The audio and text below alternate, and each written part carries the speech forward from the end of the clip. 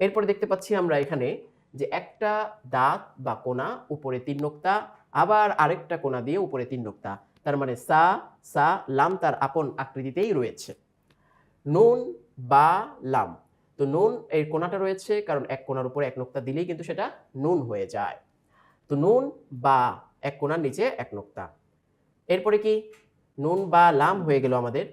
এরপরে এক কোণার নিচে এক নোক্তা, উপরে ২ নোক্তা, ইয়া তা, ইয়া তা, তারপরে সাথে লাম, ইয়া তা লাম। তা সিন। তো এখানে এক কোণা, সিনটা তার আপন আকৃতিতে আছে, তা সিন। এরপরে আমরা এদিকে চলে আসি।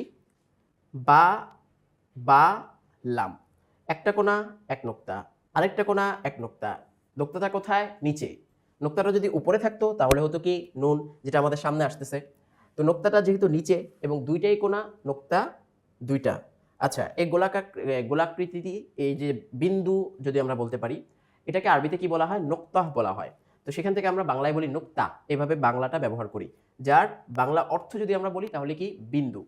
তো এই যে বিন্দু দুইটা রয়েছে বা নোক্তা রয়েছে, বা লাম, এখানে দুটা করে নোক্তা, তা তা লাম।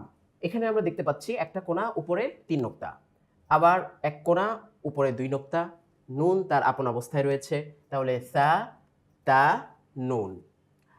এখানে দুটা হরফ একসাথে তার আপন আকৃতিতে নেই, শুধু কোণা দিয়ে তাকে প্রকাশ করা হয়েছে। এক কোণা উপরে এক নোক্তা, তার মানে নুন। একটা দাঁত উপরে এক নোক্তা, তাহলে কি হলো? নুন নুন সাথে লাম। এরপরে যদি আমরা দেখি একটা কোণা নিচে ২ নোক্তা, তার মানে ইয়া। একটা কোণা উপরে ২ নোক্তা, তার মানে তা। এই যে পার্থক্য কিন্তু সাথে সাথেই আমরা এখানে উল্লেখ করে দিচ্ছি। নিচে থাকলে কি হয়, উপরে থাকলে কি হয়। নোক্তা যদি নিচে একটা থাকে তাহলে কি হবে, নোক্তা যদি উপরে একটা থাকে তাহলে কি হবে। তো ২ নিচে থাকলে কি, উপরে ২ নোক্তা থাকলে কি, উপরে ৩ থাকলে কি, এভাবে কিন্তু কথাগুলো উল্লেখ করা হচ্ছে। এরপরে হচ্ছে কি ইয়া তা নুন, এখানে হয়ে গেল আমাদের সা সিন।